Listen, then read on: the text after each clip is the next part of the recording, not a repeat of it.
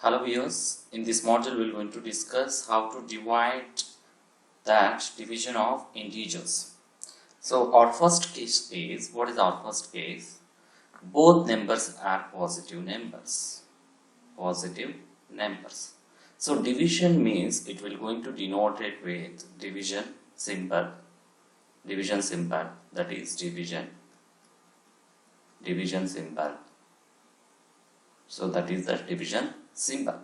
So division always will going to represent with P divided with Q. That is, you can write like P by Q. So here P is what you can say is numerator divided with denominator. So numerator you can call it as upper part, denominator you can call it as lower part. So that is upper part, numerator and denominator. This one you can also call as ratio. This one also called as ratio. So let's start. Our first one is 100 divided with 20. So here what resultant will get here is, so finally division I will write here, division positive by positive will be equal to what we have to check. So first divide 0, 0 cancel, 2 1s are 2 5s are. So 20 5s are. We are getting positive value. That is, resultant will be positive.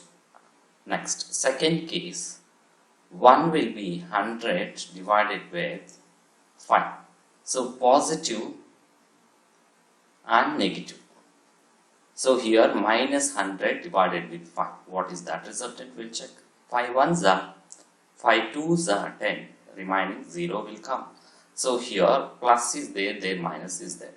If any value is minus, then we'll get resultant also minus. So what we can do is negative by positive is equal to always negative. So both symbols are different, then it will be negative. Then our third case, we'll write third case as 200 divided by minus 4. So here plus 200, this one is positive and negative. So 4 1s are 4, 5s are 20, then 0 will come automatically. So here plus by minus means always it will be negative will get. So minus 50. Then what is our case is here, positive by negative will be equal to always negative. Then fourth condition, minus 50 by minus 10. So 0 0 cancel, or 10 1s are 10 5s are. Then here minus will also cancel. Then what you'll get is positive 5, that is minus divided by minus will be equal to that is positive. So we are getting negative by negative will be equal to positive, that is both symbols are equal, then we will get positive. If both symbols are opposite, then we'll get, so here all cases are this one.